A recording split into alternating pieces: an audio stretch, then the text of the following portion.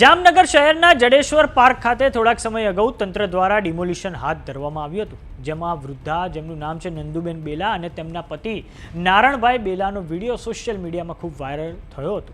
આ પછી આહિર સમાજ દ્વારા પીડિત પરિવારની મુલાકાત લેવામાં આવી હતી અને ત્યારબાદ નંદુબાને નવું ઘર બનાવી આપવા માટે આહિર સમાજના આગેવાનો દ્વારા નક્કી કરવામાં આવ્યું છે। તો હવે જામનગર આહિર સમાજ દ્વારા જિલ્લા કલેક્ટરને આવેદનપત્ર આપવામાં આવ્યું છે। आओ जानिए समाचार विस्तार थी। नमस्कार, जमावट साथे हूँ छुं पार्थ।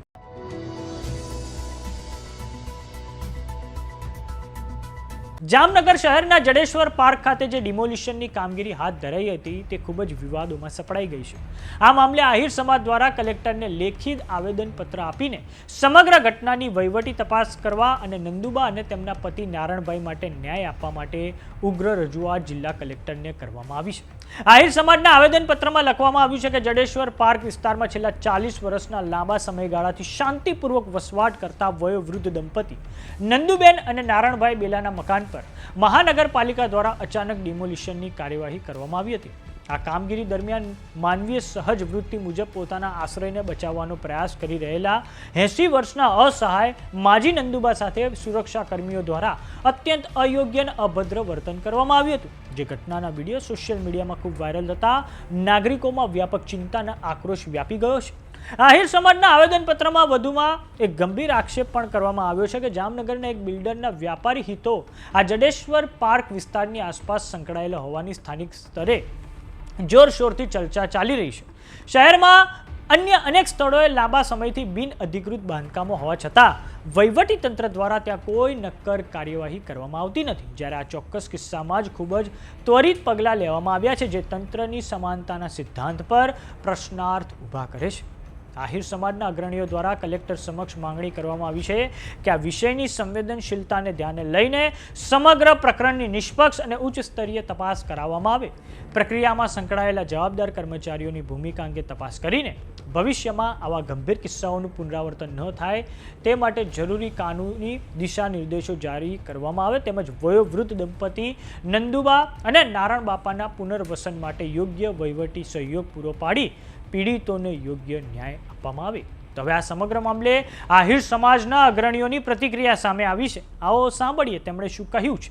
અમારે જે આગામી સમય પહેલા અમે જે આહિર સમાજના જે સમાજે મીટિંગ કરી એ મીટિંગ બાદ અમે ત્યાંથી રેલી સ્વરૂપે બનાવના સ્થળે ગયા હતા અને ત્યાં અમારે નક્કી થયા મુજબ આજે અમે જામનગરના માનનીય કલેક્ટર સાહેબને જે અમારી રજૂઆત હતી કે જે પ્રમાણે આ કૃત્ય કરવામાં આવેલું જામનગરના કોઈ એક બિલ્ડરના ઈશારે ક્યાંય પણ એ જમીનમાં જે દંપતી રહે નંદુબાનું દંપતી એને કોઈ પણ રસ્તામાં નડતરૂપ નથી, કોઈ જાહેર માર્ગ પણ નથી, છતાં પણ એક બિલ્ડરના ઈશારે રાતોરાત આ એ કૃત્ય કર્યું અને એક મહિલા ઉંમરલાયક બેનને જે પ્રમાણે પોલીસ દ્વારા એના વિરુદ્ધમાં જે બધી કાર્યવાહી કરી તેની સામે અમે કલેક્ટર શ્રી સાહેબને આજે આવેદનપત્ર આપવા આવ્યા છીએ। સમાજ વતી સમાજના પ્રતિનિધિઓ રૂપે આપણે આવ્યા છીએ કે આની સામે જે પણ લોકો આમાં સામેલ હોય, સરકારી તંત્રના લોકો હોય, કોઈ ખાનગી બિલ્ડર હોય, એને સામે કડકમાં કડક પગલાં લઈ અને અમને સમાજને ન્યાય અપાવે। અમે કલેક્ટરને એ પણ કીધું છે કે અમારા સમાજને જો આ ન્યાય નહીં આપે તો આખા ગુજરાતભરમાં અમે આગામી દિવસોમાં સમાજ વતી અમે કોઈ કાર્યક્રમ અમે કરશું, એવા પ્રકારનું આજે કલેક્ટર સાહેબને અમે રજૂઆતને આવેદનપત્ર આપેલું છે। આજે અમે જામનગરના તમામ બહેનો બધા સંગઠનો સાથે આવી કલેક્ટરને આવેદનપત્ર આપવા આવ્યા છે અને આ બહુ સેન્સિટિવ એક નારી શક્તિનું અપમાન છે અને એને કોઈ દિવસ આપણે માફ ના કરી શકીએ। બીજું એક બિલ્ડરના કહેવાથી જ માત્ર એક બિલ્ડરના કહેવાથી એના સ્વાર્થ માટે થઈ અને આ પરિવારના જે ઘર વિહોણા કર્યા છે એ પણ એ ખરેખર બહુ નિંદનીય છે અને આજે આખું ગુજરાતના જેટલા સોશિયલ મીડિયા ઉપર હોય એ બધા ન્યૂઝ જોઈને સતત દુઃખી છે। નારી શક્તિને આવી રીતે કોઈ પુરુષો આવી રીતે એને ટીંગાટોળી કરીને લઈ જાય એ આ ગુજરાતની આખી ગુજરાતના અસ્મિતાનું અપમાન છે, ગુજરાતના સમાજનું અપમાન અમે માનીએ છીએ. એટલે ખાસ અમે આ બાબતની અંદર યોગ્ય કાર્યવાહી થવી જોઈએ અને જે પીડિત પરિવાર છે એની ઈચ્છાઓ છે એ પણ એનું પણ સરકારશ્રીએ કે જે તે કલેક્ટરશ્રીએ ધ્યાન દેવું જોઈએ એવી અમારી દિલથી એક ઈચ્છાઓ છે. ધન્યવાદ.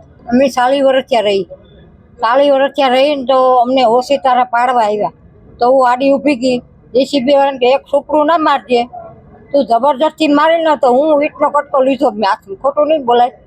તો એ હેઠો ઉતરી ગયો તો એની મહિલા પોલીસ ખાતું બોલાવ્યું તો ટીંગાટોરી કરીને આદમીને કેમ બાઈને હાથ અડાડે જણું થઈ તો ટીંગાટોરી 4 જણાએ મને ધક્કો મારી જીપમાં નાખી. તો સમાચારોમાં અત્યારે બસ આટલું. જોતા રહો જમાવટ. જો તમે અમને યુટ્યુબ પર જોઈ રહ્યા તો સબસ્ક્રાઇબ કરો, જો તમે અમને ફેસબુક પર જોઈ રહ્યા તો ફોલો કરો. સાથે જ અમારી વોટ્સએપ ચેનલ આવી ગઈ છે, જોઈન કરવાનું ના ભૂલતા. નમસ્કાર.